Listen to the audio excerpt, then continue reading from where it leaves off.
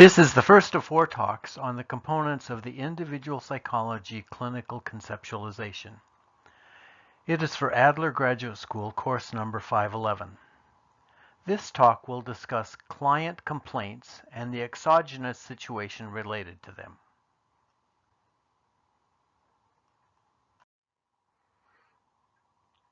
This talk is about the client's complaints and about the exogenous situation or situations that may be related to the person's complaints. The clinical formulation focuses on the person's complaints instead of on their symptoms.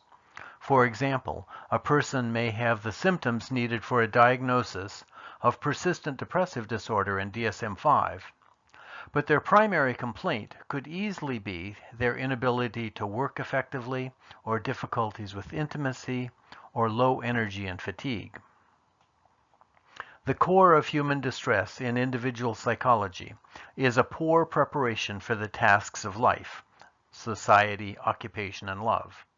What Adler called, quote, how well an individual is prepared to make contact with his fellow human beings, end quote.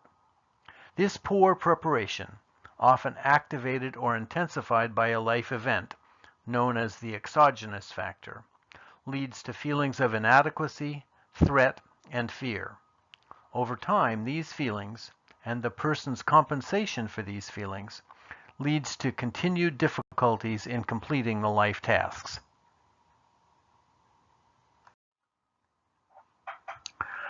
I usually start my initial interview by asking, what brings you in today? Almost always, the client's response goes on the problem list, and most of the time, it is at the top of the list. I will usually take some time to explore this problem. I want to understand the client's perception of the cause of the problem, how he or she explains it, and why this problem is happening. I also ask what others in their family and their social network think is causing the problem. I want to know how they have coped with this problem up until now, and why they are seeking my help now. As we explore the problem, I emphasize the interrelationship of feelings, beliefs, interpretations, and behaviors as a means of educating them about my holistic orientation. As we proceed through the problem inquiry, our individual psychology ear is tuned to the purpose of the problem in the client's style of living. Think of the problem as a line of movement in the client's life. Where does it lead to? What does the person have to believe about themselves, about others, and about the world in order to keep moving in these directions? Throughout the interview, I am listening for additional problems.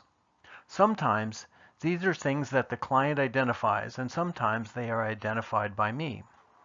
Most of the time, I engage the client's help in constructing the problem list. It is ideal if the client and I agree about a problem, but complete agreement is not always possible. Common areas of disagreement include substance abuse, suicidality, and self-harm. When there is disagreement, comprehensiveness trumps agreement. In other words, if one of us wants a problem on the list, it gets included. Sometimes I call this an agenda for future discussion.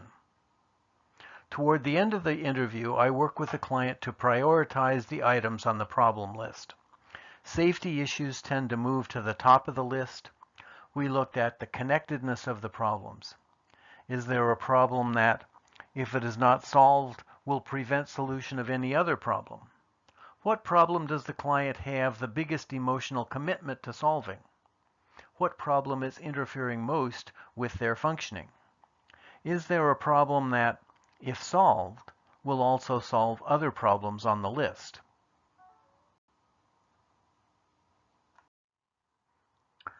As we inquire about the onset and course of each problem, our individual psychology ears are listening for factors associated with onset, remission, and reoccurrence of the problem. Adler believed the precipitating events were especially revealing of the dynamics of the problem.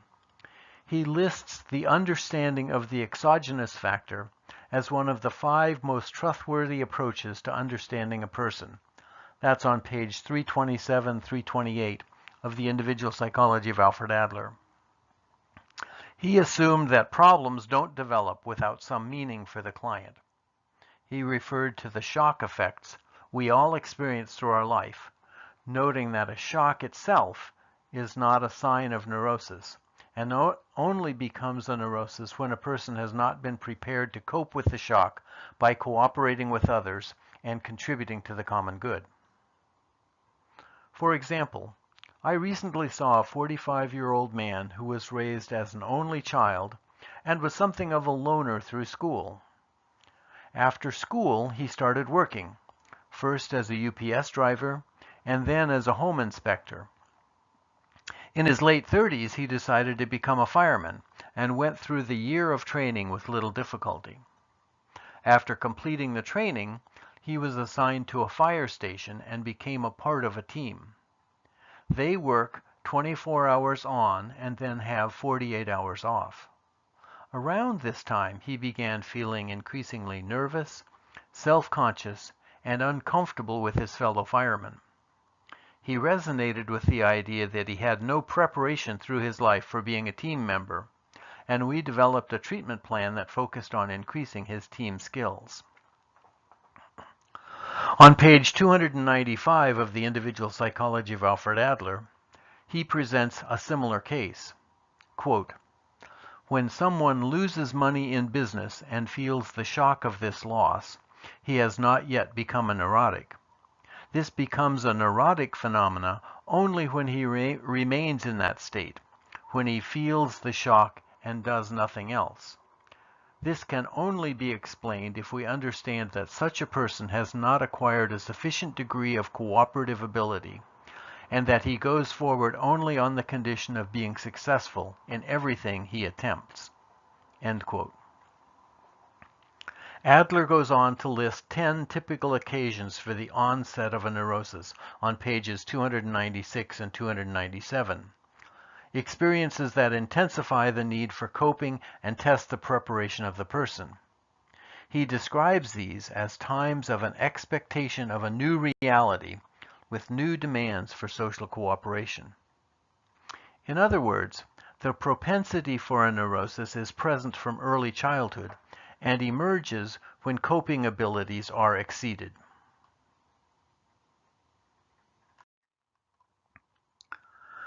A simple tool for visualizing the course of a problem is a timeline. I work on this with the client during our interview. The intensity of the problem is reported on the up and down axis, and time moves from left to right on the horizontal axis. Below the graph, I have space to note significant life events along the timeline. I have different colored pens available to graph different problems. This exercise often reveals an association between a life event and a significant decline in function or intensity of a problem. As this co-occurrence is noted, it is important to clarify to the client that there is no implication of causation in this finding, only an association that is worthy of exploration and discussion.